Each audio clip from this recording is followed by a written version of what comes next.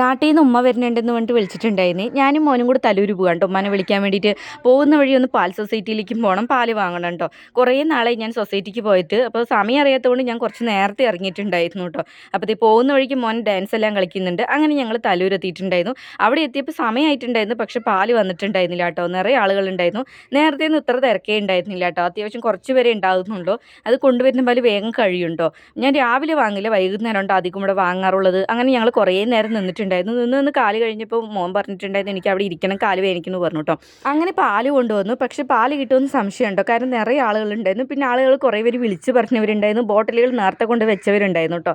പിന്നെ ഞങ്ങളവിടെ കുറേ നേരം നിന്നിട്ടുണ്ടായിരുന്നു. പാല് വളരെ കുറവായിരുന്നു കേട്ടോ.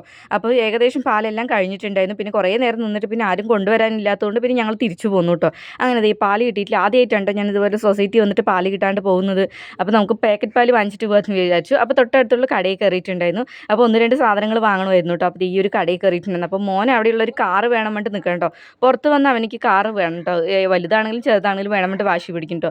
പിന്നെ ഹൈഡ് ആൻഡ് സീക്ക് ബിസ്ക്കറ്റ് വേണം പറഞ്ഞിട്ടുണ്ടായിരുന്നു. പിന്നെ ഞാൻ ഹൈഡ് ആൻഡ് സീക്ക് ബിസ്ക്കറ്റ് വാങ്ങിച്ചു. പിന്നെ സൺറിച്ചിൻ്റെ ഓയിൽ വാങ്ങിച്ചിട്ടുണ്ടായിരുന്നു. പിന്നെ മാംഗോ ജ്യൂസ് വലുതില്ലാത്തതുകൊണ്ട് ചെറിയ ബോട്ടിലുകൾ വാങ്ങിച്ചിട്ടുണ്ടായിരുന്നു കേട്ടോ. അങ്ങനെ അതെല്ലാം ബില്ല് ചെയ്തിട്ട് ഉമ്മാനെ വിളിക്കാൻ വേണ്ടി വന്നു. ഉമ്മ അവിടെ നിന്ന് വരുന്നുണ്ട് കേട്ടോ. അപ്പോൾ റോഡെല്ലാം ക്രോസ് ചെയ്ത് അങ്ങനെ ഉമ്മ വന്നു. അങ്ങനെ ഞങ്ങൾ ഓട്ടോയിൽ വീട്ടിലേക്ക് പോകാൻ കേട്ടോ.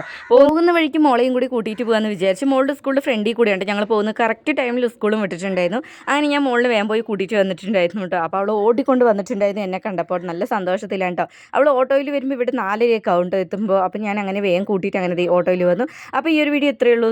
വീഡിയോ ഇഷ്ടപ്പെട്ട സപ്പോർട്ട് ചെയ്യാൻ മറക്കരുത്. മറ്റൊരു നല്ല വീഡിയോ ആയിട്ട് വരാം. Bye bye, see U.